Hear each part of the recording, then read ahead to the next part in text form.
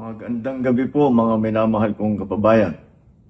Ako'y nais magbigay ng isang statement tungkol sa mga pangyayari sa Senado ngayong gabing ito. Mga 2 oras kalahati ko na minomonitor ang sitwasyon. At nung una kong nabalitaan na naputukan, ay ang una kong tinawagan ay si Sec. John Vic Remulla ng DILG. At tinanong ko, magpa-report ka sa mga pulis na nandun na kung may nangyari, kung meron silang ginawa. At tapos ang sunod na tawag ko naman ay sa NBI. At tinanong ko sa mga NBI at kay Director Matibag, kayo ba ay pumasok sa Senado? Sabi niya, wala kang instruction. Ang sabi sa akin, wala kang instruction, sir. Kaya ba't namin gagawin yun? Kaya masasabi ko sa ating mga kababayan, yung nakikita po ninyo na naka-uniforme sa loob, sa mga sa news, ang mga naka-uniforme doon, 2 klase. Yung PNP, police, na naka-duty sa Senado. Nandoon sila para bantayan ng Senado, para mag-crowd control, para mag-secure ang Senado. Yung isa pang may hawak na naka-uniforme ay yung Marines, may Marine Detachment na nandun talaga sa Senado, tiga dun sila. Ang trabaho din nila is secure ang Senado at magbigay ng yung nakikita ninyong honor guard. Yan lang ang sundalo o pulis na nasa loob, tiga doon ang nandun. Yung isa pang nakita ninyong grupo na kasibilyan, at may hawak na mga mahaba, mga usayon, yun naman sa Sergeant at Arms ng Senado.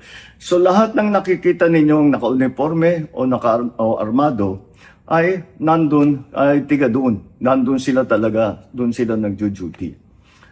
At isa pa ay nais kong maibida sa inyong lahat, wala pong instruction kahit na kanino na hulihin si Senator Bato. At ang nangyari, ang NBI, sinabihan ko nung lumabas yung resolution ng Supreme Court, mga 4:00 yung kaninang hapon, ay sinabi ko, umalis na kayo dyan. Nag-comply naman sila. Kaya nung kausap ko si Director Matibag, sabi niya walang NBI doon, nandito lahat kami sa opisina. At ayun po, ay dahil kong mapaalam na sa lahat ng ating mga kababayan, itong pangyayari na ito, ay tayo maging kalma lang po. Nakausap ko na si Senate President Alan Cayetano at nag-agree kami. We agree that the thing to do now is to tell our people all to calm down. And we will get to the bottom of this. Alamin natin kung sino ang gumawa nitong gulo na ito. Ito ba ay talagang nagka-inkwentro lang? O ito ba ay may kasama sa mga distab? O nagsusimula ng gulo? Kailangan po natin malaman yan. Kaya mag-iimbestiga sabay ang Senado at saka ang PNP tungkol dito.